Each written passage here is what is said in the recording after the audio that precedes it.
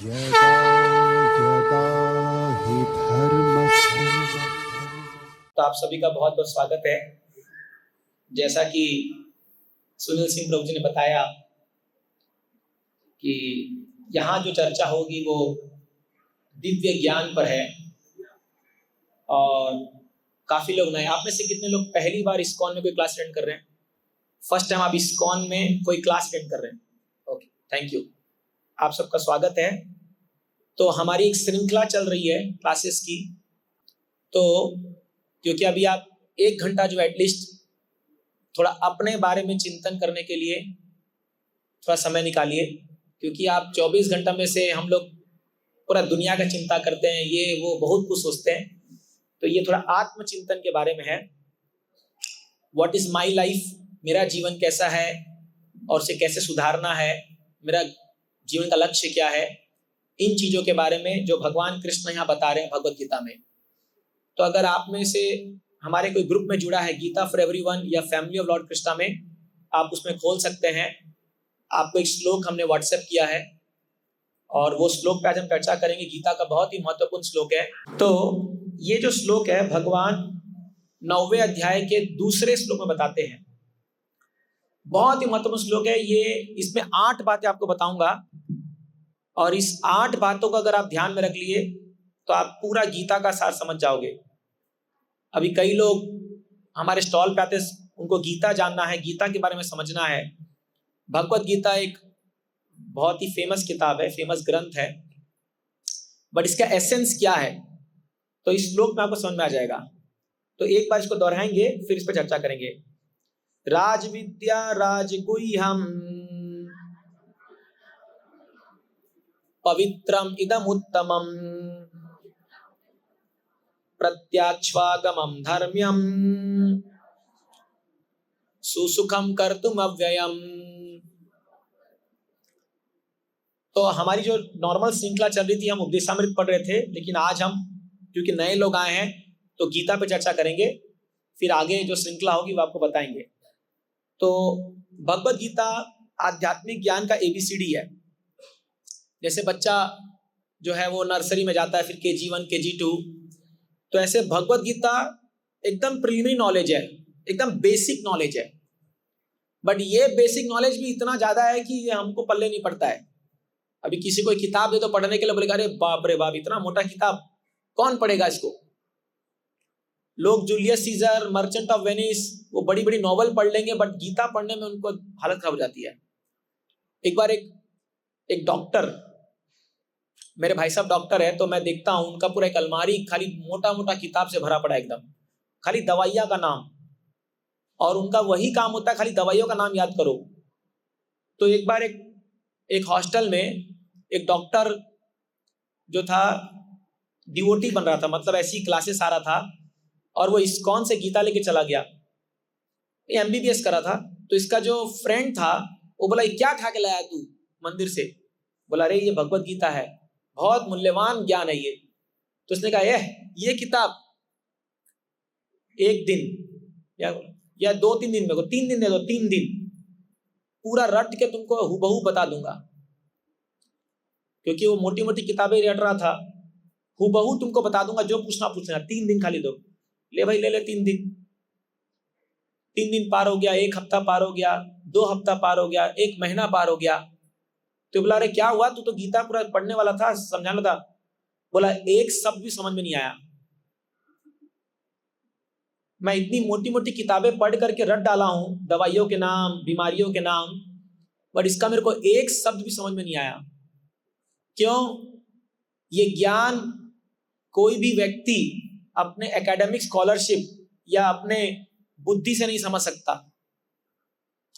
इसीलिए भगवान यहाँ पे कहते हैं राज विद्या राजगुह्यम। हे अर्जुन, ये जो विद्या मैं तुमको दे रहा हूं ये राजा है, सभी विद्याओं में राजा है। आप में से बहुत लोग हैं जो लोग साइंस पढ़े होंगे, कोई कॉमर्स पढ़ा होगा, कोई आर्ट्स पढ़ा होगा, कोई PhD किया होगा। अलग अलग प्रकार की विद्याएं हमने अर्जन की है। जैसे मैंने B.Tech किया है, तो हम लोग ने बहुत सारे विद्याएं का अर्जन किया। लेकिन भगवान यहाँ कह रहे हैं ये जो ज्ञान मैं तुमको दे रहा हूं ये राजा है सभी विद्याओं में। ये बात आप मानोगे? जो लोग भक्त हो मानेंगे, बट जो भक्त नहीं वो आर्ग्यू करेंगे कैसे राजा विद्या है? इस 700 श्लोक का ज्ञान राजा कैसे हो सकता है? क्यों? क्योंकि ये विद्या जो है ये आपको आत्मा का ज्ञान देती है, ये भौतिक संसार का ज्ञान नहीं है। तो राज विद्या ये सभी विद्याओं में राजा है, क्योंकि ये ऐसा ज्ञान है जो एक व्यक्ति को उसकी मूलभूत समस्याओं से परे कर देगा। हम सबके जीवन में बहुत सारी समस्याएं हैं, बहुत सारी। किसी को फैमिली प्रॉब्लम्स है, किसी को फाइनेंशियल प्रॉब्लम्स है, किसी को शारीरिक प्रॉब्लम्स है, पर्सनल प्रॉब्लम्स है, किसी को मानसिक प्रॉब्लम्स है, मेंटल प्रॉब्लम्स है, हजार प्रकार की समस्याएं हैं। लेकिन ऐसी समस्याएं हैं जिनका कोई समाधान ही नहीं है।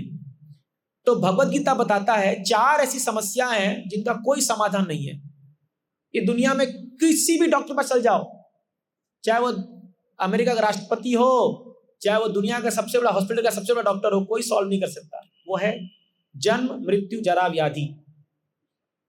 कोई भी व्यक्ति दुनिया में नहीं बोल सकता कि मुझे मृत्यु नहीं आएगी, या कोई नहीं बोल सकता कि मैं बूढ़ा नहीं होऊंगा, कोई नहीं बोल सकता कि मुझे बीमारी नहीं लगेगी।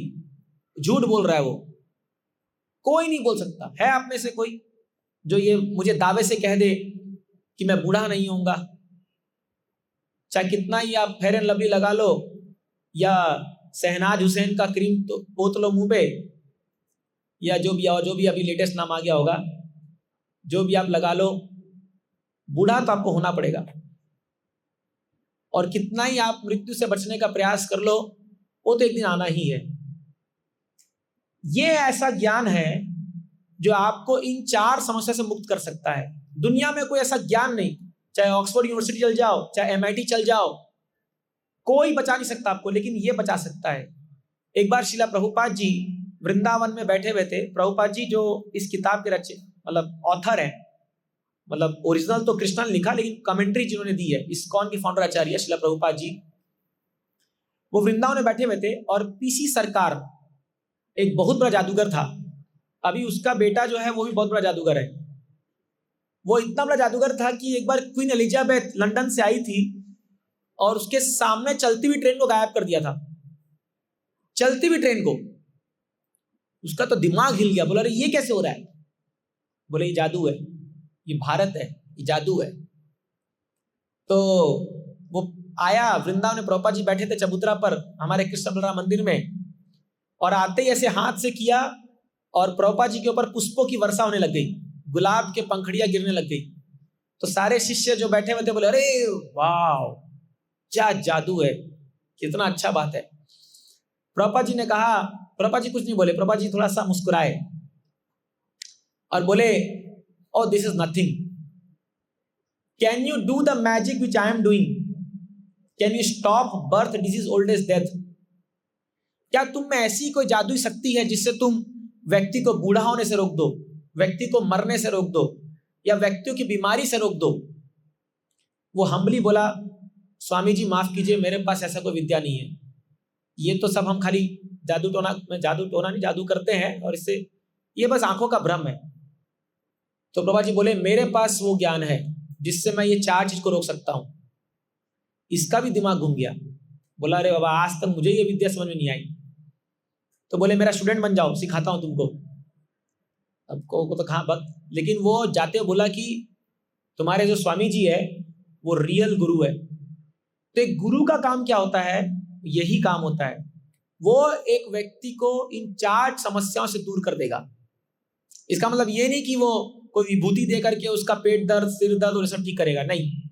वो उसको ऐसा ज्ञान देगा जिसको अगर वो पालन करे तो वे 4 समस्याओं से परे हो जाएगा। वो ये है राज विद्या, क्योंकि ये विद्या शरीर के स्तर पे नहीं है, ये आत्मा के स्तर पर है। तो अभी हम शरीर नहीं, हम आत्मा, ये अलग टॉपिक है। ये आप जैसे से और क्लास करोगे आपको समझ में आएगा। भगवत गीता स्टार्ट होता है तुम शरीर तुम आत्मा हो, ये पहला नॉलेज है भगवत गीता का। जहां दुनिया की सारे स्क्रिप्चर्स, दुनिया के सारे ग्रंथ जिस ज्ञान पाके रुकते हैं, आप दुनिया की सारी किताबें पढ़ लो, जितने भी आध्यात्मिक किताबें हैं, उनका अंतिम ज्ञान क्या है? तुम शरीर नहीं, तुम आत्मा हो। उनका अंतिम ज्ञान है ये। और हमारे सनातन धर्म का पहला ज्ञान है, फर्स्ट चैप्टर, तुम शरीर तुम आत्मा हो। अब आप गर्व कीजिए, आप कितने भाग्यशाली हैं, या हम कितने भाग्यशाली हैं। हम लोग ऐसे धर्म में पैदा हुए हैं जहां हमको पहला चैप्टर सिखाया जा रहा है। प्रत्येक घर में, भारत के प्रत्येक घर में आप देखोगे तो लोग बचपन से हम सुनते हैं बात, तुम शरीर तुम आत्मा हो, जाने वाले मुसाफिर हो, तुम यहां से क्या लेके जाओगे, क्या लेके आए थे क्या लेके जाएंगे। हालांकि घर में प्रत्येक आदमी ये बोलता है क्या लेके आए थे क्या लेके जाएंगे, और वही कल जाके भाई से लड़ाई करता है 1 गुंठा जमीन के लिए। वही सास जो है 5 रुपये के लिए जो है बहू से झगड़ा कर लेगी, एक सोने का बाली के लिए पूरा कोहराम मचा देगी घर में। बोलने के लिए बोलेंगे क्या है मेरा, कुछ नहीं है मेरा, और थोड़ा उसका छू दो तिजोरी को, देखो। तो क्या है, ज्ञान होना एक अलग बात है, उसका साक्षात्कार होना एक अलग बात है।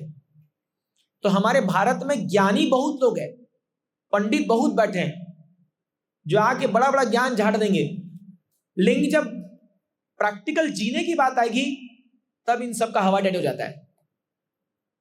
इसीलिए थ्योरेटिकल नॉलेज केवल प्राप्त करने से कोई व्यक्ति समस्या से पार नहीं हो सकता, आपको ये रियलाइज करना पड़ेगा। और वही साक्षात्कार जो है श्रीला प्रभुपाद जी ने अपने टीचिंग्स में हमको सिखाया है। इसलिए भगवान बताते हैं राज विद्या, ये सभी विद्याओं का राजा है। फिर नेक्स्ट राजगुह्यम, it is the secret of all secrets. तो सीक्रेट क्या होता है? जैसे आपके मोबाइल का पिन आप सीक्रेट रखते हो ना, कोई खोल के देख ना ले, खास के वाइफ देख ना ले किसका मैसेज आया है। हम सीक्रेट रखते हैं ना, कुछ बातें हम सीक्रेट रखते हैं।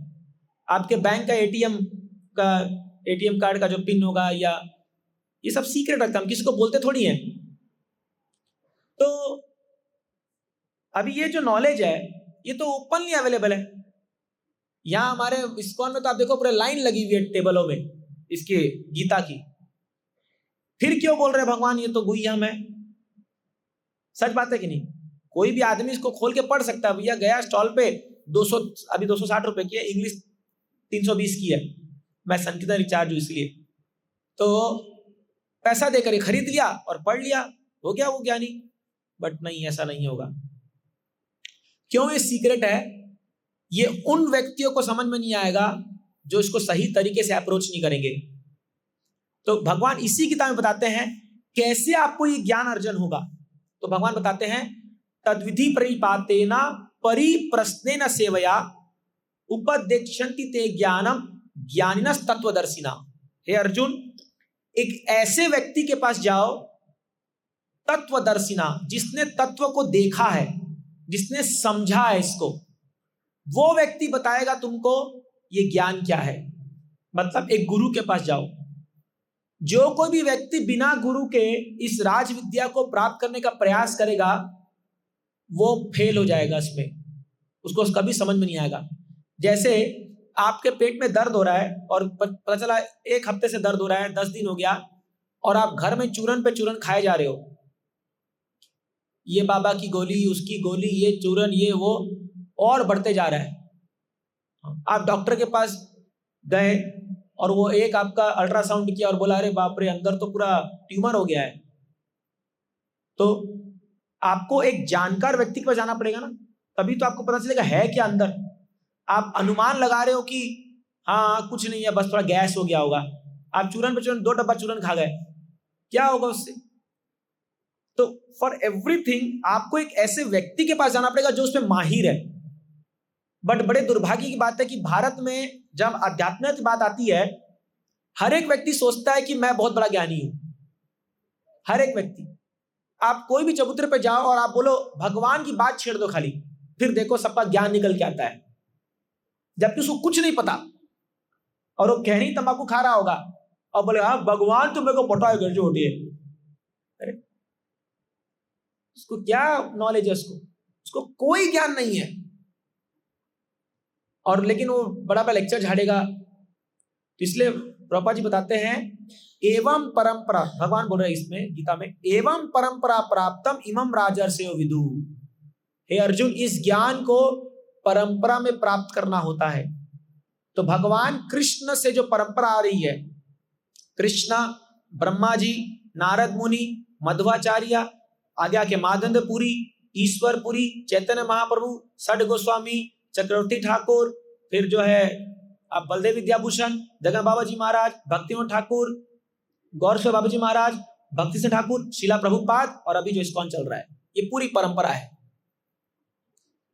ये एक गुरु जब शिष्य को सिखाता है, फिर वो गुरु बन के शिष्य को सिखाता है, फिर वो गुरु बन के शिष्य, ये परंपरा में जब तक आप नहीं सीखोगे तब तक आपको ज्ञान का कुछ पल्ले नहीं पड़ेगा। तो इसीलिए राजगुह्यम, पहला पॉइंट ये। दूसरा, इसी गीता में भगवान अर्जुन को बताते हैं, अर्जुन तुम क्यों ये ज्ञान सीख सकते हो, मैंने तुमको क्यों चूज किया है। रहस्यम एतद उत्तमम अनुसय प्रयक्षामि, वो बोलते हैं भक्तोसी में सखा चेति रहस्यम ही एतद उत्तमम। हे अर्जुन, पहला तुम तो मेरे सखा हो, और दूसरा अनुसूय है, तुम मुझसे ईर्ष्या नहीं करते हो, तुमको मुझसे जलन नहीं है। जैसे मान लीजिए आप एक अपने मित्र के पास गए, और कोई भी अगर आपका मित्र होगा, वो ऐसे आपका कोई फ्रेंड होगा, बोलेगा क्या वो कभी आपको कितना कमाता है बताएगा। आपको कितने को लगता है, अच्छा चलो माताओं से पूछते हैं, आप कितने माताओं को पता है कि आपके पति कितना कमाते हैं ऑनेस्टली, देख लीजिए, नहीं पता है। पॉइंट ये है, क्यों कोई बताएगा। चलिए ये तो फैमिली अफेयर है, बट इन जनरल भी कोई नहीं बताएगा। क्यों नहीं बताएगा, उसका कारण है, क्योंकि आपको जैसी पता चलेगा कि आपका मित्र या आपका सगा संबंधी या आपका रिलेटिव आपसे ज्यादा कमाता है, आपके मन में ईर्ष्या होने लगेगी। होगी कि नहीं होगी? 100% होगी, 100%। क्योंकि इस दुनिया में प्रत्येक व्यक्ति का स्वभाव है, वो ईर्ष्या करता है लोगों से।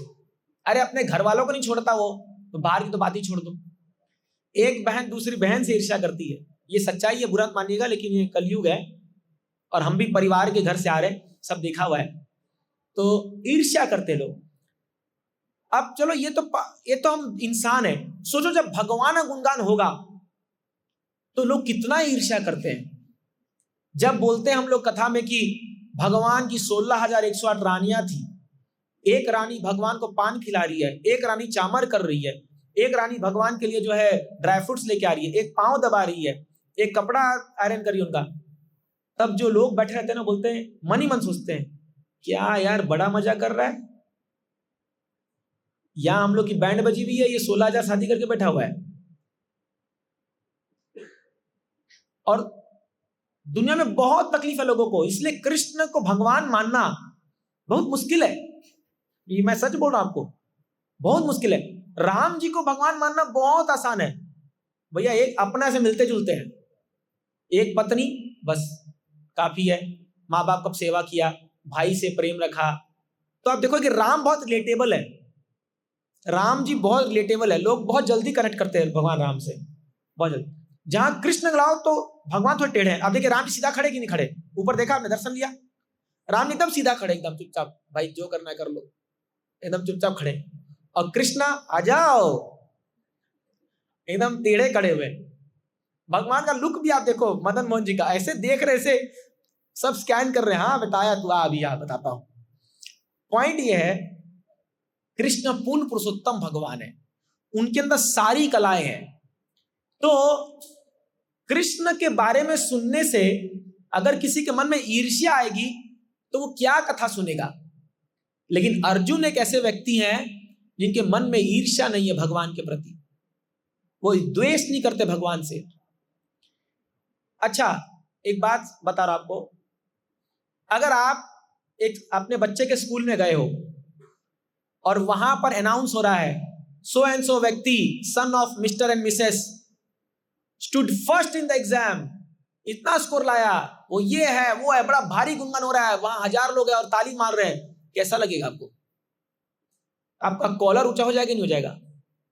वहां आपको लगेगा मेरा बेटा ये आप दिखाने का प्रयास करोगे 5-6 लोगों को कि हाँ मेरा ही है, मेरा ही, मैं ही मिस्टर वो हूं, तो कहीं ना कहीं आप प्रयास करोगे, उससे आप ईर्ष्या करोगे, आपको द्वेष आएगा।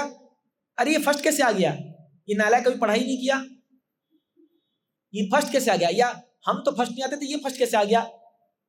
आप द्वेष करोगे, ईर्ष्या करोगे, उस समय आपको गर्व होगा, आपको प्लेजर होगा, जो जो वो गुणगान करते जाएंगे, ये स्पोर्ट्स में अच्छा है, इंग्लिश में अच्छा है, ये अच्छा है, वो अच्छा है, सब गुणगान कर रहे, आपको लगे वाह वाह वाह वाह वाह। क्यों? कोई बोलना चाहेगा क्यों?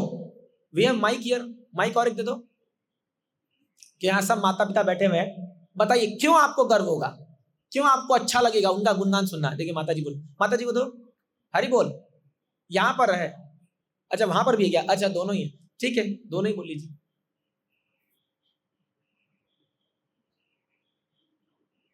पहले टेस्ट के लिए करो माइक को, बंद माइक दे रहे हो। हाँ बोलिए माता जी।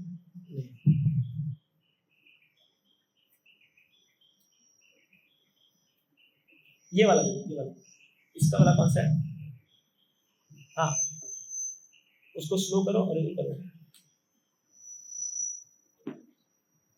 हाँ ये चलेगा, हाँ ये देखो,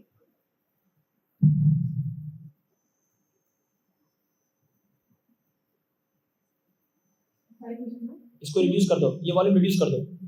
हाँ बोलिए माता जी।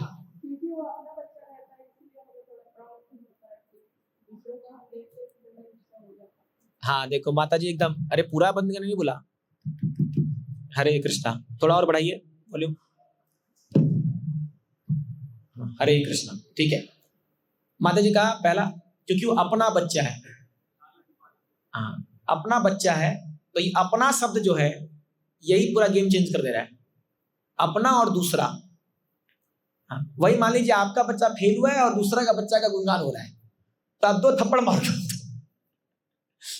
कुछ पढ़ाई वढ़ाई किया नहीं, देख उसको, देख प्राइज ले रहा है और वो ले रहा है, और पता चला आपकी पड़ोसी का बच्चा है वो, तो वो तो शील्ड लेके आ रहा है और आपका बच्चा छोड़िए। तो पॉइंट ये है, अपना बच्चा है, आपका एक अपनापन है, ये मेरा है, ये मेरा है, तो आपको ईर्ष्या नहीं होगी। यस माता जी का पॉइंट लेते हैं, दे दो माइक,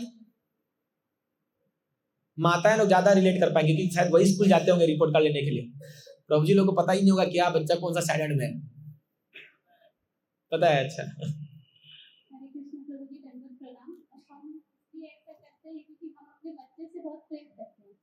हाँ इसके कारण अपने बच्चे की तारीफ करते हैं, करेक्ट, सही है, प्रेम करते हैं, आप प्रेम करते हो, जहां प्रेम है वहां ईर्ष्या नहीं है।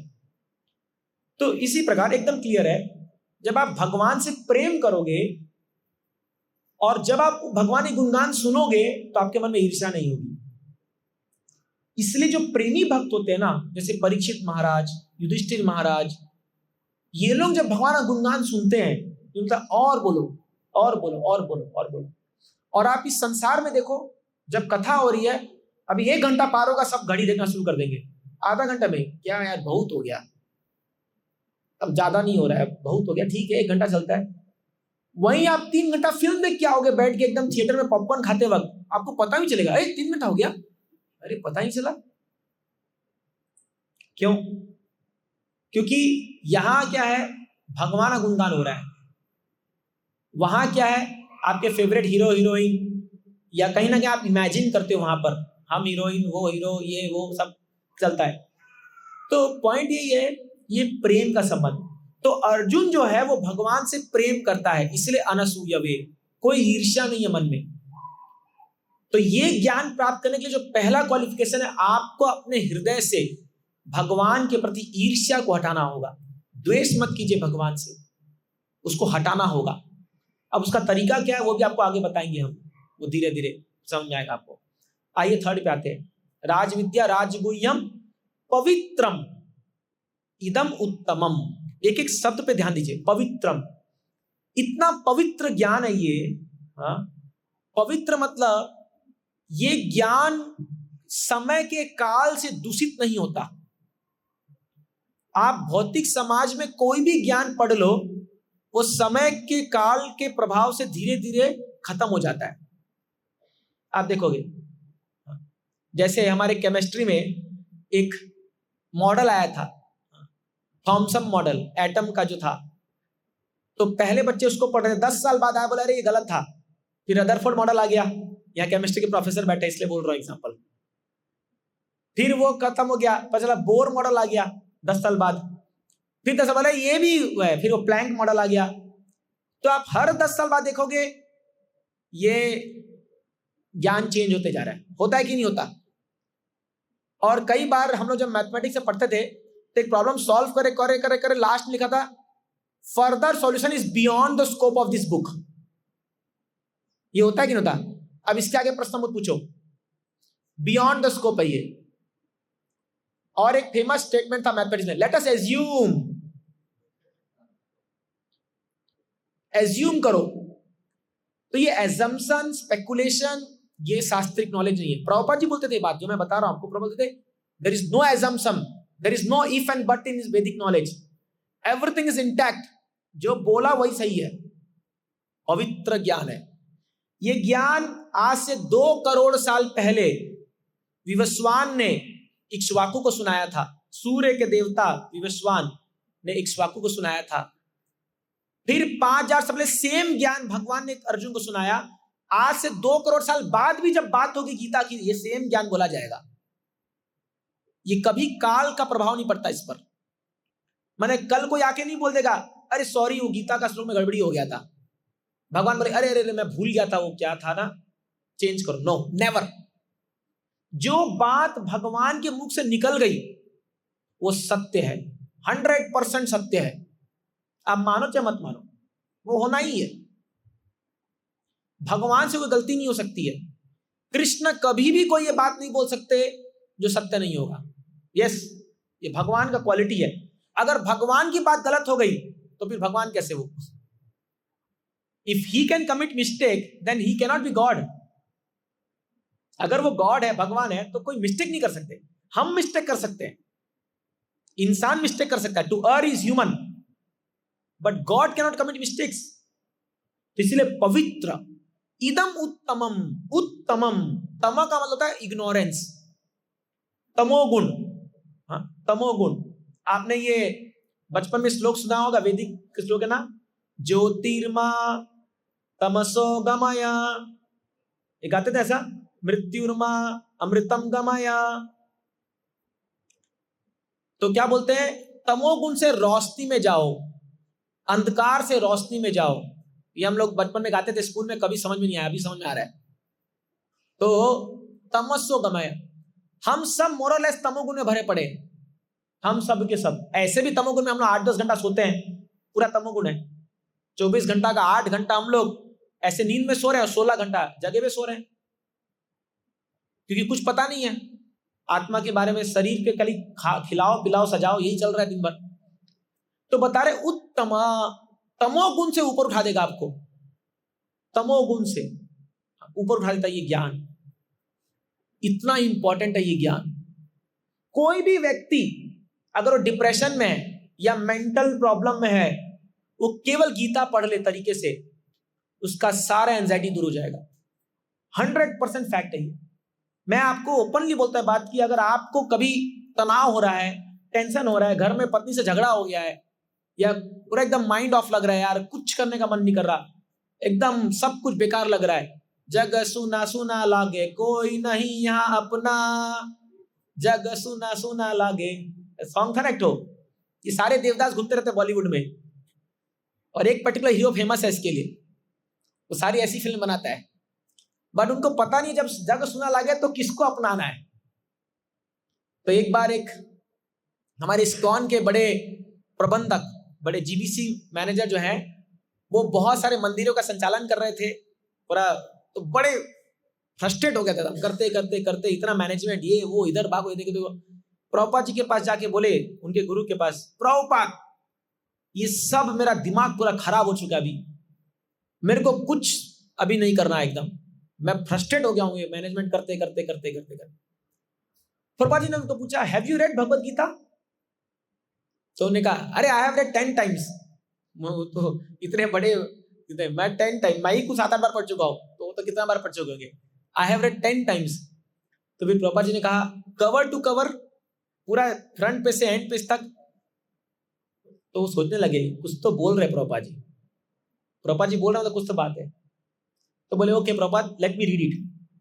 तो वो क्या किए, 3 दिन तक एक रूम में बंद हो गए और बोले मेरा खाना मेरे को खाली सुबह शाम जो है दे देना दरवाजे से, मैं कोई मीटिंग्स नहीं रखूंगा, किसी से बात नहीं करना मेरे को, मैं केवल गीता पढ़ूंगा बैठकर, केवल गीता, ये किताब। और वो 3 दिन तक केवल गीता पढ़ते रहे, बार बार पढ़ते रहे, पढ़ते रहे, पढ़ते रहे, पढ़ते रहे। 3 दिन बाद जब वो बाहर निकले रूम से, प्रभुपाद जी के पास मिलने गए, बोले प्रभुपाद एवरीथिंग इज सॉल्व्ड, सब समझ में आ गया।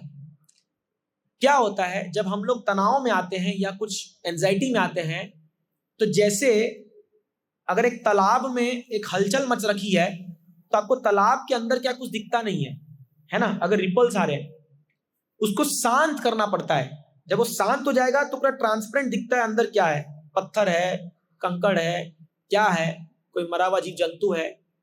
उसी प्रकार जब मन उथल पुथल है ना, कुछ समझ में नहीं आएगा क्या करना क्या नहीं करना, और उस समय हम मैक्सिमम डैमेज करते हैं अपने रिलेशनशिप को, अपने प्रोफेशन को, सब चीज को डैमेज कर देंगे हम लोग, क्योंकि मन उथल पुथल है। कुछ नहीं करना आपको, केवल गीता लेके बैठ जाओ, आधा 3 दिन दरकार नहीं है। आप बोले 3 दिन कौन देगा अभी, आधा घंटा केवल बैठ जाइए, बस ऐसे पढ़ते रहिए क्या है क्या है क्या है। जब मन शांत होगा आपको समझ आएगा अरे गलती मेरी थी। तो इसलिए क्या है, उत्तमा, तमोगुण से ऊपर उठा देगा ज्ञान आपको, ये फैक्ट है।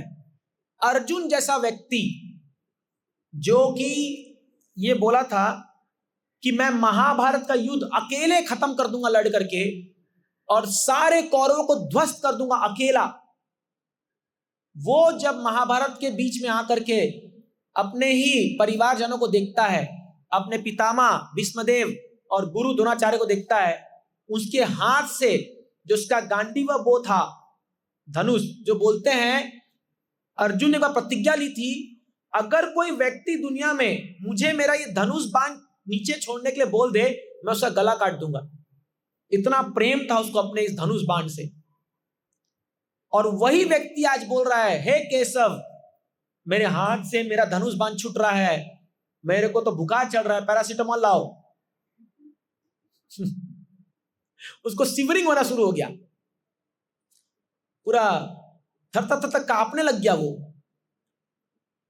45 मिनट भगवान ने ये ज्ञान दिया था ज्योतिषर में, कुरुक्षेत्र में, और 45 मिनट में भगवान ने उसको ऐसा टर्न किया उसका चेतना को।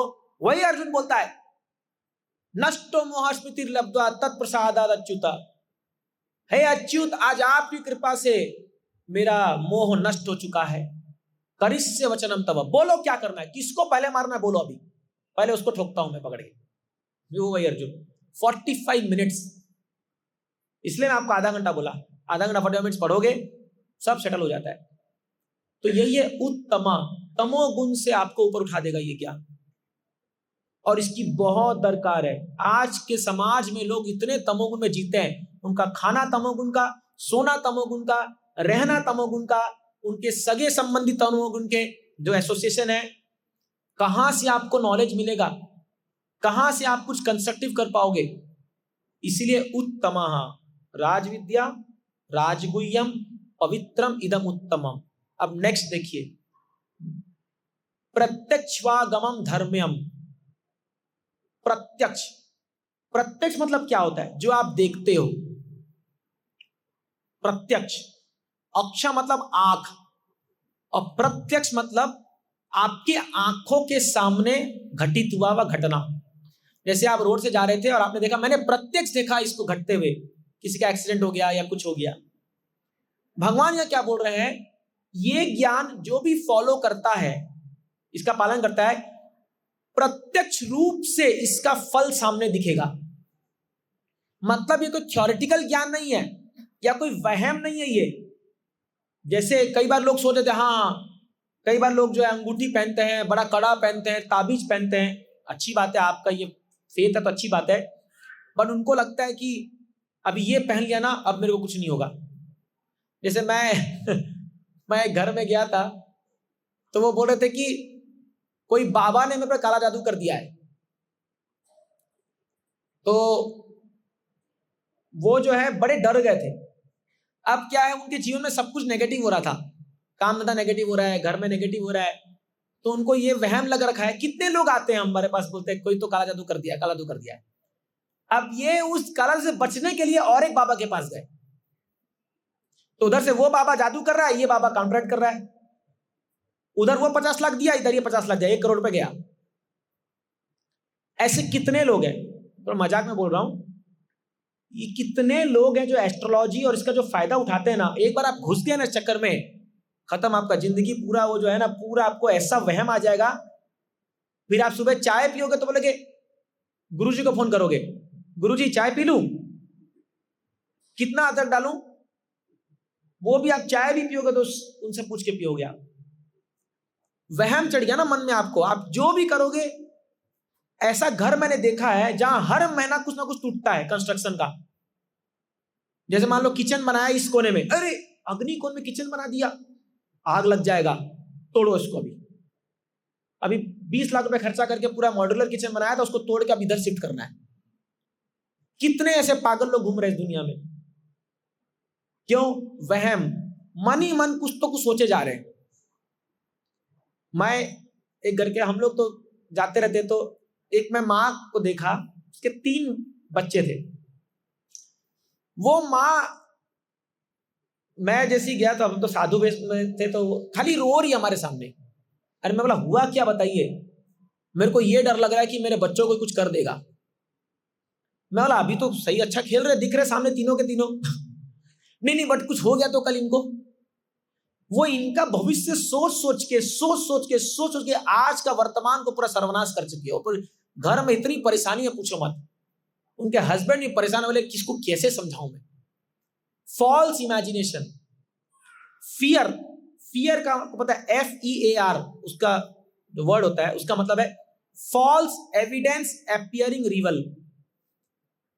जो झूठ है वो सच दिखता है, जो झूठ है वो सच दिखता है। और इस फियर के कारण दुनिया में लोग क्या क्या नहीं कर रहे हैं। लेकिन ये ज्ञान ऐसा नहीं है, ये भगवत गीता ज्ञान, ये फॉलो करने से आपको प्रत्यक्ष आपके जीवन में परिवर्तन दिखेगा, प्रत्यक्ष दिखेगा आपको परिवर्तन। और हम तो साक्षी हैं, हम तो 15-16 साल से इसमें हैं, कितनों के जीवन को बदलते देखा है, कितनों के से देखा है कि बेस्ट 1 साल, केवल 1 साल चलो 6 महीना दे दो, 6 महीना प्रैक्टिस करके देखो और देखिए आपका जीवन कैसे बदलता है, कैसे बदलता है जीवन। और उदाहरण है, हमारे कई सारे भक्त लोग हैं जिनके जीवन, जिन लोग बड़े मतलब घिनौना से घिनौना काम करते थे, वो लोग आज साधु बन गए हैं। मतलब अब हृदय से, अंदर से अपने जीवन को बदल चुके हैं। मैं एक उदाहरण बार बार देता हूं इसका, और मैं फिर से बोलना चाहूंगा यहाँ पर कि कैसे ये ज्ञान लोगों का जिंदगी बदलता है। हमारे मायापुर में परिक्रमा होती है, नवदीप परिक्रमा अभी आएगी ये मार्च के महीने में, गौर पूर्णिमा के उपलक्ष्य पर। तो वहां पर देश विदेश से भक्त लोग आते हैं, तो सबको कॉमन रूम दिया जाता है, किसी को डबल शेयरिंग रूम भी मिलता है, एक रूम में 2। तो एक रूम में 2 प्रभु जी लोग गए, उनको रूम मिला था। तो रात को जब सोने की बारी आई, पूरा यात्रा उत्रा करके आए, तो एक प्रभु जी ऑल आउट लगाने जा रहे थे उसमें, और ऑल आउट ऑन कर दिया। तो दूसरे जो प्रभु जी थे उन्होंने कहा, प्रभु जी मैं आपसे हाथ जोड़ता हूं, ये ऑल आउट मत लगाइए। बोला क्यों? बोला इससे मच्छर मर जाएंगे। बोला इससे तो लगाया हूं, पर्पस तो वही है। बोले नहीं, आप मुझे खाली 10 मिनट का समय दीजिए, मैं आपके मच्छर की व्यवस्था कर देता हूं। तो बोला क्या करेगा अभी पता नहीं है। तो वो नीचे गया, वो स्टोर से एक मच्छरदानी लेके आ गया 550 रुपए का। मच्छरदानी आता ना, आप देखोगे सड़क के कर लोग कहीं सो रहे थे ऐसे डाल करके, मच्छरदानी, मॉस्किटो नेट। तो ये बोला अरे यार ये 55 रुपए का अलाउट है और तू 550 रुपया 10 गुना खर्चा करके लाया, ऐसा क्या बात हो गया? बोला नहीं आप इसमें सो जाइए, मच्छर नहीं काटेगा, ऑल आउट मत लगाइए। तो बोला अब तो मुझे जानना ही पड़ेगा, तुम कर क्या तुम्हारे अंदर भावना है बताओ। बोला प्रभु जी मैं एक कसाई था, और वो भी गाय का कत्ल करता था। मैं गाय के घर में कसाई का काम करता था, और कोई भक्त घूमते फिरते मेरे हाथ में गीता थमा गया, तो मैं एक हाथ से गीता पढ़ता था और एक हाथ से अपना काम करता था। काटना करना सब करना। बड़े गीता पढ़ते पढ़ते पढ़ते मेरा मन ऐसा बदला कि आज मैं एक मच्छर को मरते हुए भी नहीं देख सकता हूं।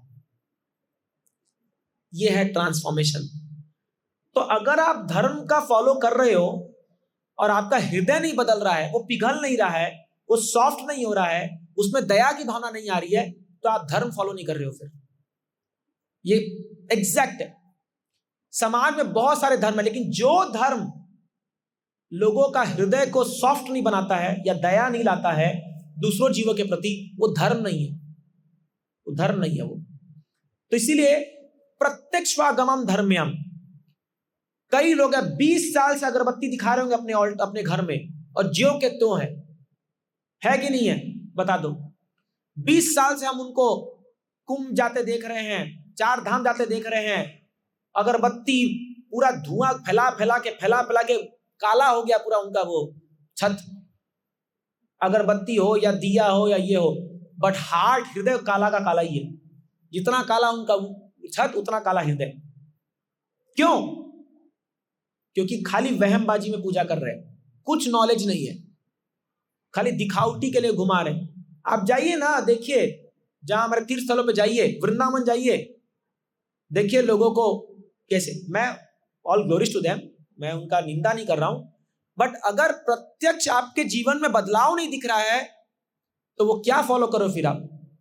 बट आप इस्कॉन में देखिए, एक बंदा 6 महीना खाली यहां प्रैक्टिस कर ले आकर के, उसका पूरा हुलिया बदल देते हैं हम लोग, हेयर स्टाइल बदल देते हैं, तिलक आ जाता है, कंठी पहन लेता है, धोती कुर्ता पहन के आता है, जप करता है, सारे नियम पालन करता है, घर में उसके जाइए पूरा शुद्धिकरण हो जाता है, ऑल्टर आ जाता है, कितना बदलाव आ जाता है उसके जीवन में, उसकी बोलचाल सुधर जाती है। पहले वो एक लाइन में 4 गाली बकता था, अभी वो हरे कृष्णा खाली बोल के सबके सामने विनम्रता से पेश आता है। कितने ऐसे लोग हैं हमने देखे। प्रत्यक्षागमम धर्मयम, ये दिखना चाहिए। Positive changes in your life should be visible if you are practising any religion.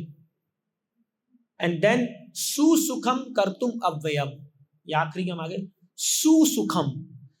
इस ज्ञान को प्रैक्टिस करने वाला व्यक्ति बहुत सुख का अनुभूति करेगा। सुसुखम, खाली सुख नहीं, सुसुखम मतलब जैसे गुड, बेटर, बेस्ट, तो बेस्ट ऑफ द हैप्पीनेस वो फील करेगा अंदर। सुसुखम, सुख क्या होता है वो भक्त लोग जानते हैं। सुसुखम, ऐसे सुख की अनुभूति करता है वो कि उसको संसार का सुख फीका लगता है। लोगों को लगता है कि अरे ये इसको हमने सब छुटा देते हैं, हम छुटाते नहीं है, छुट जाता है। हम तो छुटाए, किसके पास कोई वो है क्या तो दवाई खिला दिया। कई बार लोग बोलते हैं इस्कॉन में ना कुछ तो खिचड़ी में मिलाते ही लोग, ये यूट्यूब वाले जो है कुछ तो खिचड़ी में है इनका, कुछ तो मिलाते हैं, आदमी खाते ही बदल जाता है। तो मैं तो हमेशा कहता हूं यस हम मिलाते हैं, हम उसमें भगवान के जीवा का टेस्ट मिला देते हैं, क्योंकि वो खिचड़ी भगवान खाए है ना। तो जब भगवान खाए हैं तो भगवान के मुंह में जो उनका स्वादिष्ट कोई अन्न का दाना चला गया होगा उसमें तो हो गया। तो पॉइंट ये है, इट्स वेरी जॉयफुली प्रैक्टिस्ड, ये जॉयफुली प्रैक्टिस है। आप देखिए, आप देखते नहीं हो इस्कॉन के माहौल ऊपर लोग डांस कर रहे हैं, कीर्तन कर रहे हैं, प्रसाद भी खा रहे तो आनंद में एकदम, पनीर, हलवा, खीर, ये आनंद का विषय है। कई बार लोग समझ नहीं पाते कि ये लोग इतना खाते हैं, मतलब प्रसाद खा रहे कैसे भक्ति कर रहे लोग।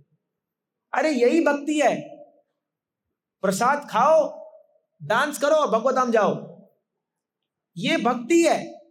प्रसाद खाना भक्ति है, आपको समझ में आ रही है?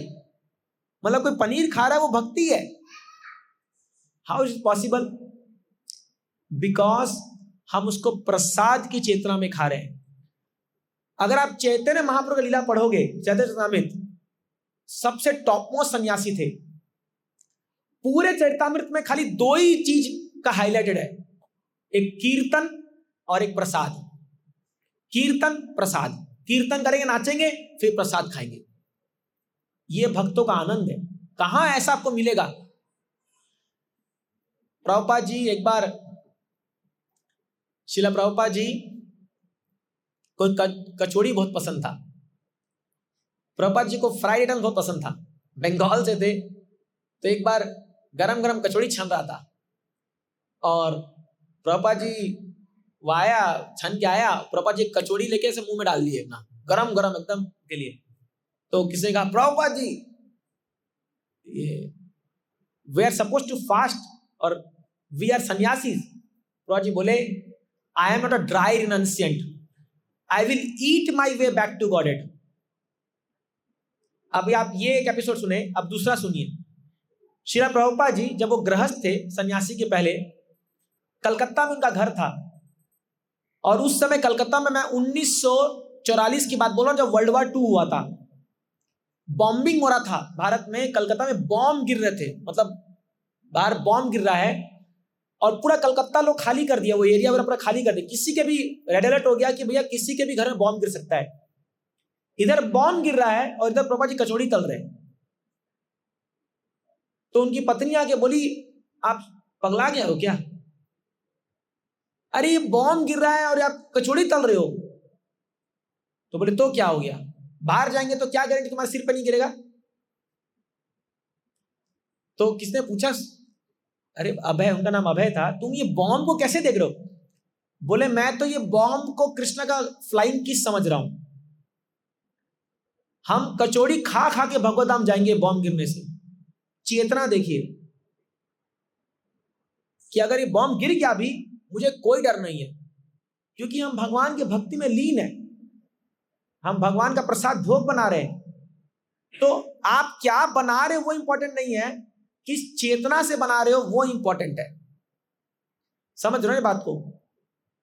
तो किस, अब आप इसका मतलब ये नहीं बोल सकते कि हम नॉनवेज बनाएंगे वो, लेकिन वो अच्छे चेतना से बना रहे, ये संभव नहीं है।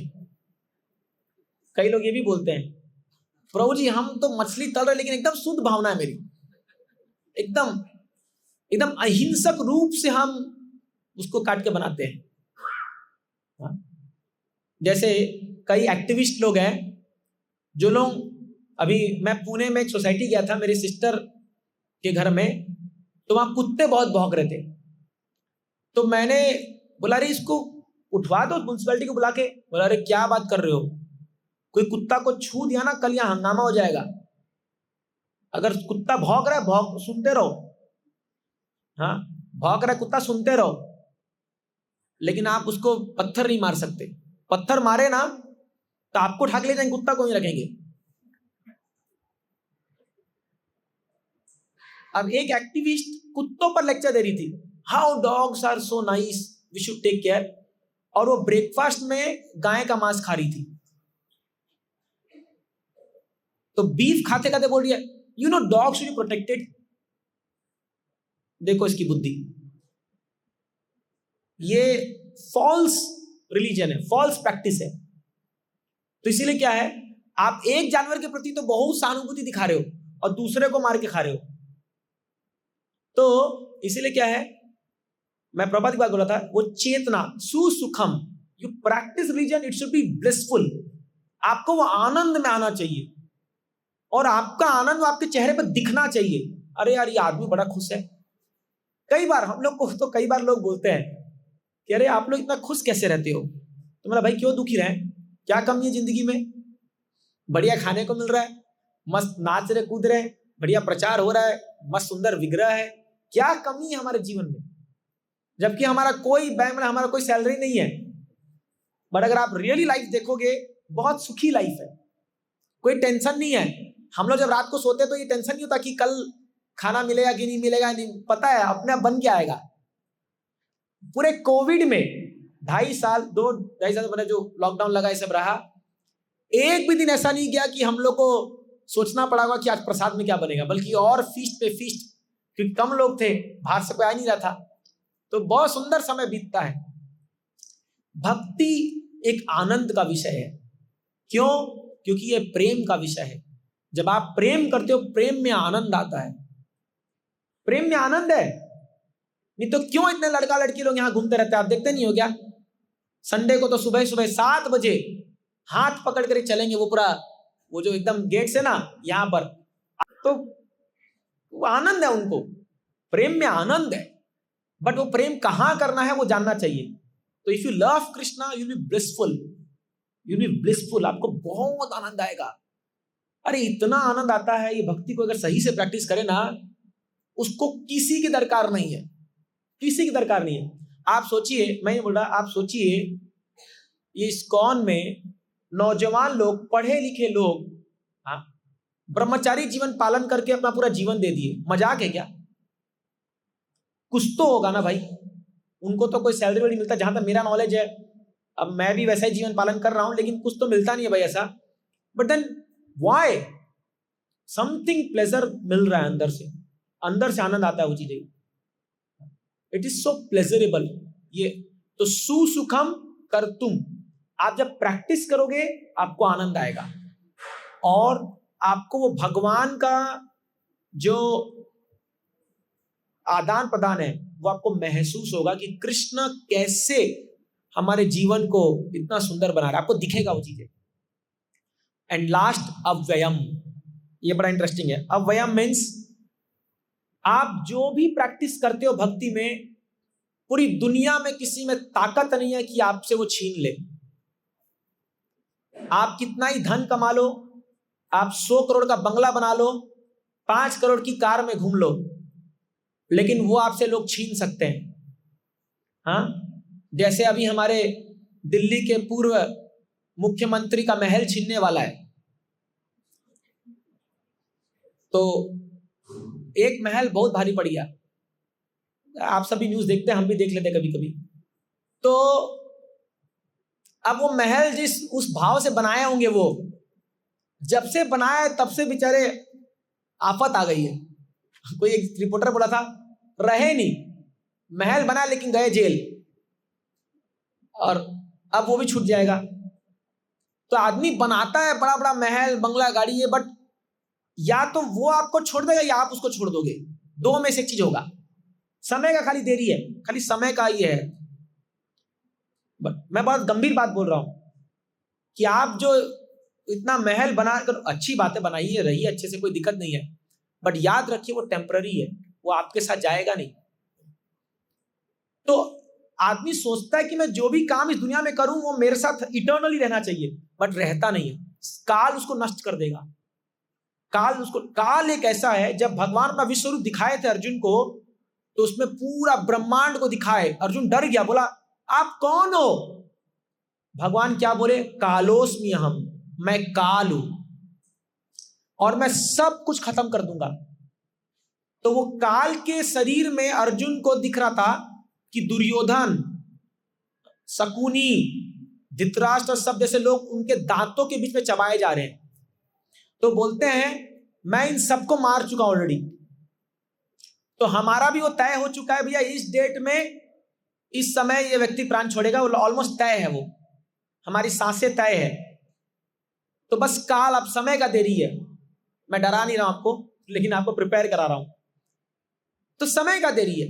हम सब में से कोई 20 साल, कोई 30 साल, कोई 40 साल, कोई 50 साल, बट एक टाइम तो आएगा, वही 24 घंटा 7 दिन, इनमें से कोई दिन होगा ना, रविवार से सोमवार से रविवार ही होगा ना, 24 घंटा में कोई एक टाइम ही होगा ना, जब प्राण तन से निकलेगा ना। कोई है जो बोल रहा है भैया मेरा तो नहीं निकलेगा, या कोई बोला अभी है ही नहीं प्राण। तो पॉइंट ये है, देन व्हाई, क्यों हम उसके बारे में नहीं सोच रहे, क्यों हम प्रिपेयर नहीं कर रहे उसके लिए? तो इसीलिए ऐसा काम किया जाए जो काल उसको नष्ट नहीं कर पाए, और वो है भक्ति। काल भक्ति को नष्ट नहीं कर सकती है। ये बड़ा गजब का बात है।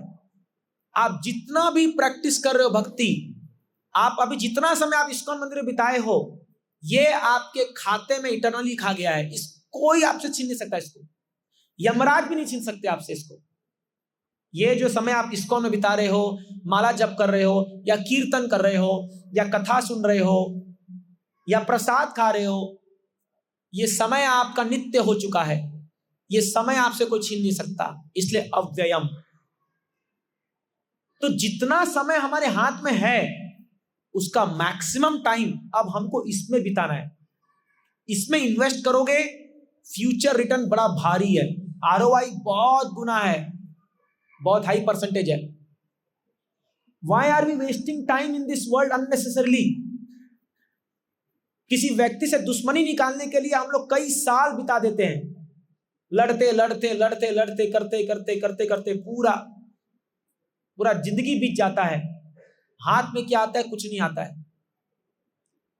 तो इसलिए one should be intelligent, one should be very intelligent, हमें बुद्धिमान होना चाहिए। Prabhu don't allow new people now. Hare Krishna, नए लोग को क्यों अभी अंदर ला रहे हैं? टाइम हो चुका है क्लास का। Vikas Munshi Prabhu ji, close the door.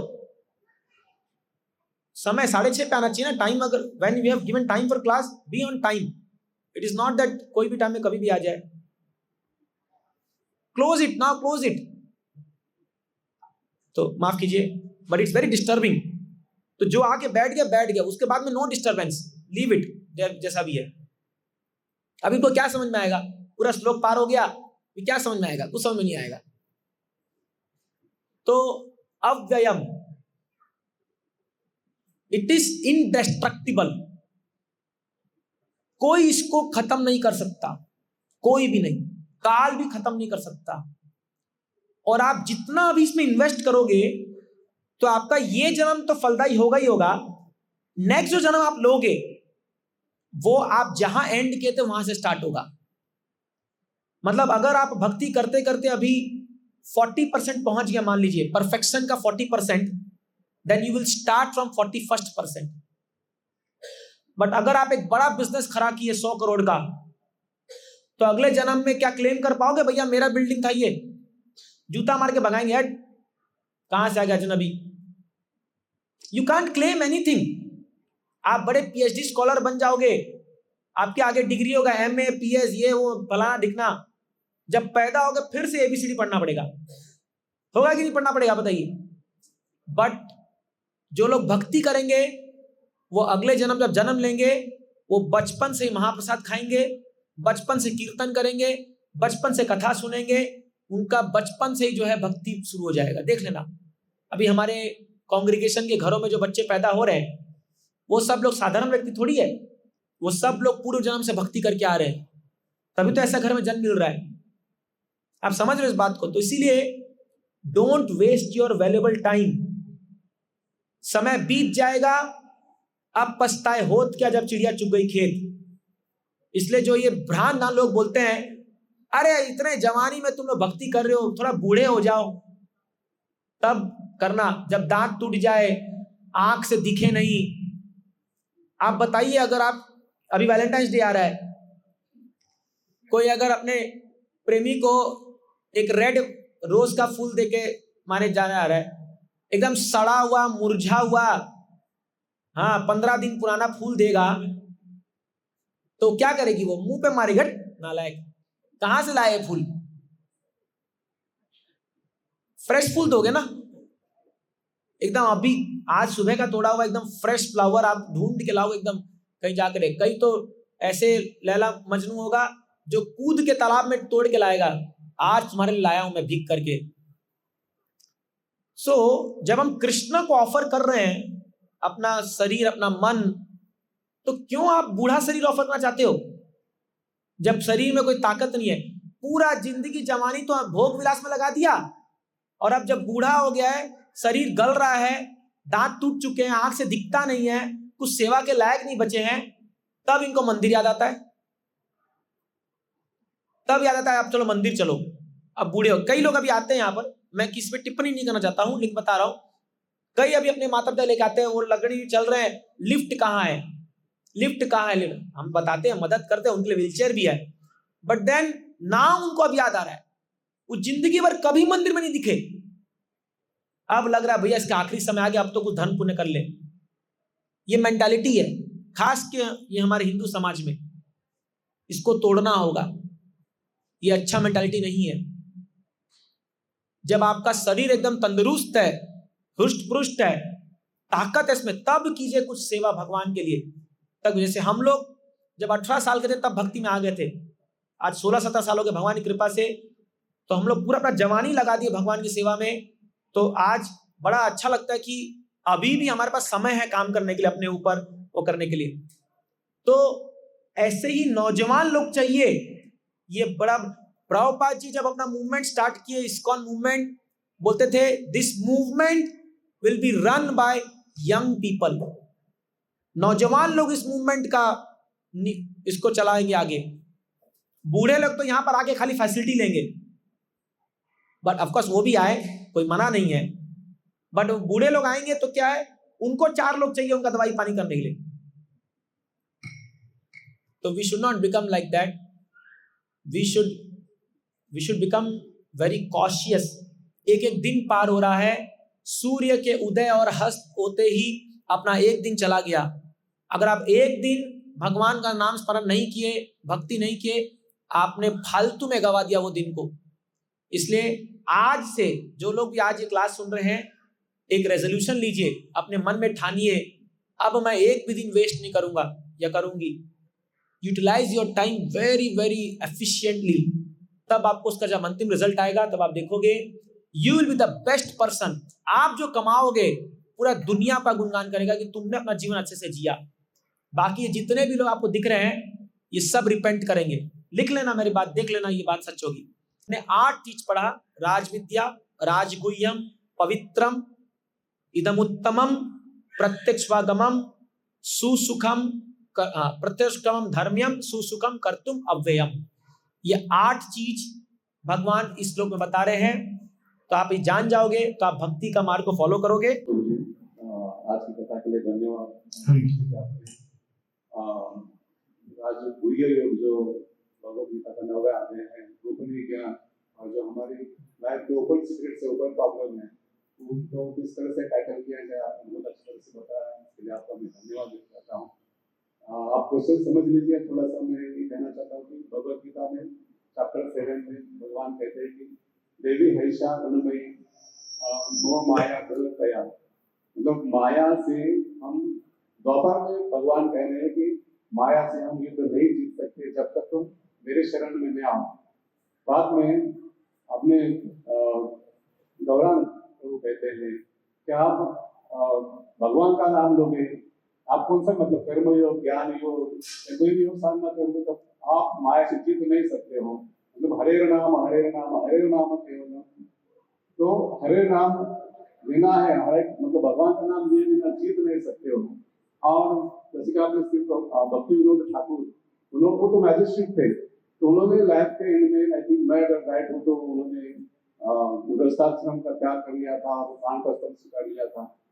बाद में भक्ति सिद्धांत सरस्वती ठाकुर, वो तो उनके बेटे ही थे, तो उनके सामने भौतिक दुनिया में बहुत पड़े थे, फिर भी उन्होंने संन्यास आश्रम डायरेक्ट नहीं लिया। आई थिंक उन्होंने इससे किया, गृहस्थाश्रम में प्रवेश नहीं किया। और जैसे कि हम आपको देख रहे हैं, आपके सामने बहुत सुख समाधान, सुख मतलब भौतिक दुनिया के हाथ जोड़ के खड़े थे, आपने भी गृहस्थाश्रम स्किप कर लिया। और आपने अभी बता दिया कि गृहस्थाश्रम में इतनी समस्याएं हैं, और मतलब माया से इतना मुश्किल है, भगवान ने कहा है द्वापर में। तो ये मेरा ऐसा कहना सही है कि हम भी ऐसे समय आएगा, चांस आएगा, तो हमने ये गृहस्थाश्रम का त्याग करके हमने भी वानप्रस्थाश्रम स्वीकार करना है। गृहस्थाश्रम को यही क्यों करना है कि हमने वी शुड प्रिपेयर अवर वानप्रस्थाश्रम, उसको एंटर करने के लिए हमने गृहस्थाश्रम का यूज करना है। ये क्या मेरा कहना कथन सही है कि गलत है? सही तो है, लेकिन अभी पहली क्लास में आप लोगों को वानप्रस्थ सिखा दोगे तो लोग बोलेंगे भैया ये तो जाति सब छुड़वा दिया। देखिए, हमारे वैदिक सभ्यता में 4 आश्रम है, ब्रह्मचारी, गृहस्थ, वानप्रस्थ, संन्यास। आश्रम का मतलब समझिए, ये बॉलीवुड वालों ने आश्रम फिल्म ला करके जो गंदा काम किया है, बहुत पिटाई भी खाया उसके लिए वो लोग जो बनाए थे, इनको कुछ अक्कल नहीं है। आश्रम मतलब शेल्टर होता है, शेल्टर। प्रत्येक आश्रम एक जीवात्मा की जो मनोवैज्ञानिक स्थिति है उसको शेल्टर देती है। अगर एक व्यक्ति का वैराग्य आश्रम या संन्यास उसके जीवन में है और आप उसको शादी करा दो, उसका जीवन बर्बाद हो जाएगा। वैसे आप बोलोगे अभी भी कौन सा आबाद है, तनिया जो का पाठ, ये मनोवैज्ञानिक स्थिति है। कोई आर्टिफिशियली ब्रह्मचारी या गृहस्थ नहीं बन सकता। जैसे कई बार लोग हमारे इस्कॉन में आते हैं, बहुत ट्राई करते, शादी हो ही नहीं रही है, तो बोलते हैं प्रभु जी लग रहा है ब्रह्मचारी बन जाता हूं मैं, कोई लड़की नहीं मिल रही है। बोला अरे नालायक, ये कोई एस्केप फॉर्मूला थोड़ी है कि जब वहां मटेरियल वर्ल्ड में नहीं भोग पाए तो चलो यहां मंदिर आ जाओ। ये ऐसा नहीं होता। वो 2-4 दिन टिकेगा और फिर भागेगा छोड़ करके। यहां मैंने देखा है अपने आंखों से ये होते हुए। और सेम अगर एक व्यक्ति, उसका गृहस्थ आश्रम का उसका वो है इंक्लिनेशन है, आप उसको आश्रम में रखो, फ्रस्ट्रेट हो जाएगा, वो रह ही नहीं सकता। ये हम हमारे पूर्व जन्म के कर्मा के हिसाब से हमारा साइकोफिजिकल नेचर है। तो आश्रम उस नेचर को एक शेल्टर देता है, एक बेस देता है जहां पर रह करके आप भक्ति कर पाओ। तो अभी गृहस्थ मतलब ये नहीं anybody who is married is a grihastha, no, and anybody who is bachelor is a brahmachari, no.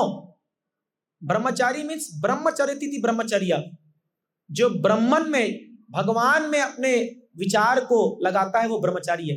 गृहस्थ मतलब जिनके सेंटर में कृष्ण है। आप शादी कर लिया और मैकडॉनल्ड पिज्जा में खाए जा रहे हो, भर भर के टीवी और फिल्म देख जा रहे हो, मैं गृहस्थ हूं, नो, यू आर अ ग्रह मेधी, नॉट गृहस्था। गृहस्थ मतलब गुरु और कृष्ण को सेंटर में रख के जो भगवान की सेवा करता है वो गृहस्थ है, समझ ना। तो जो व्यक्ति गृहस्थ है ना, एक्चुअल में वो ऑटोमेटिक वानप्रस्थ बनेगा, नो डाउट अबाउट इट। क्योंकि उसने विवाह इंद्र भोग के लिए नहीं किया है, उसने विवाह अपने मनोवैज्ञानिक स्थिति को एक शेल्टर, एक क्या बोलते हैं, आश्रय देने के लिए दिया है। और बाय डिफॉल्ट जब एक उम्र आएगा, जब उसके बच्चे बड़े हो जाएंगे, विवाह हो जाएगा, ऑटोमेटिक उसके मन में आएगा अब नहीं, अब मुझे त्यागना चाहिए, ऑटोमेटिक। क्योंकि वो बाय डिफॉल्ट बनाया गया है ऐसा सिस्टम। आप केवल आश्रमों का नियम फॉलो कीजिए, ऑटोमेटिकली आप एलिवेट होते जाओगे। ये कोई आर्टिफिशियल नहीं है। अब चैलेंज ये है, किसकी मनोस्थिति क्या है वो जानना बड़ा डिफिकल्ट काम है। ये काम गुरु का है, यही काम तो गुरु का है। वो आपको देख के बताएगा कि मतलब धीरे धीरे आपसे इंटरेक्ट करते करते कि कब आपको क्या काम करना है। इसलिए जो लोग अपने मन गढ़ंत भक्ति को अपनाते हैं और अपना मन डिसीजन कुछ भी कार्य करते हैं, वो एट द एंड जाकर के उनका पतन हो जाता है या वो स्लिप कर जाते हैं भक्ति से, फिर वो कुछ और ही करने लगता है। तो इसलिए ये पूरा सिस्टम सेट है, यू जस्ट टू फॉलो गुरु को पालन कीजिए। वो जब सही समय आएगा वो बता देंगे आपको ये करना है। जैसे डॉक्टर, आप जब दवाई देते हो तो डॉक्टर बोलता है ना, अब ये बंद कर दी दवाई, अब दरकार नहीं है, अब ये दूसरा लेना है। सेम गुरु भी है, वो आप सब जानते हैं आपके बारे में, कब क्या करना है, कैसे करना है, उसको पता है। और परमात्मा भी इसको गाइड करते हैं कि क्या करना है। तो that's why it is very very important कि हम गुरु और आचार्य को फॉलो करें, परंपरा को फॉलो करें, सब कुछ बराबर इनलाइन फॉलो करेगा। और आपने सही कहा, माया को जितना बड़ा मुश्किल है, लेकिन भगवान बोलते हैं मामेव प्रपद्यन्ते मायामेतां तरन्ति ते। जो कोई भी कृष्ण का शरण लेगा वो माया को पार कर जाएगा। एक उदाहरण के लिए, जैसे आप किसी मान लो बड़े घर में जाते हो, वहां कुत्ता भौंकता आकर के, भाव भाव करके आपको भौंक के भगाता है गेट के बाहर। जैसे ही मालिक निकलता है बोलता है टॉमी सिट असाइड, इधर बैठो, वो ऐसे जी करके बैठ जाएगा यहाँ पर। करता कि नहीं करता? आराम से जाके मिल लोगे। वैसी माया है, आप पे अटैक करिए भाव भाव करके। जैसी कृष्ण का नाम पुकारोगे, कृष्ण बोलेंगे माया चुप बैठो, एक तरफ हो जाएगी वो, फिर आप और कृष्णा। लेकिन आप बोलोगे आ माया मैं ही तेरे को झेलता हूं, जैसे आप उस कुत्ते को बोले आप मैं ही तेरे लड़ूंगा, तो आपको फाड़ देगा, पूरा काट देगा वो। तो don't try to play with maya alone. माया से खेलने का प्रयास मत कीजिए। अकेले में इतनी ताकत नहीं हम में, हमको शेल्टर लेना होगा गुरु और कृष्ण का, तब जाके के जीत पाओगे इससे। जितने भी लोगों ने प्रयास किया माया से करना, देखो सब राख बन चुके हैं। क्या लड़ेंगे हम लोग माया से? इतनी पावरफुल है कि एक एक साम्राज्य को खत्म कर देती है पूरा। माया से कौन जीत पाया है? आज तक कोई नहीं जीत पाया, लेकिन भगवान के शेल्टर लेंगे तो जीत सकते हैं।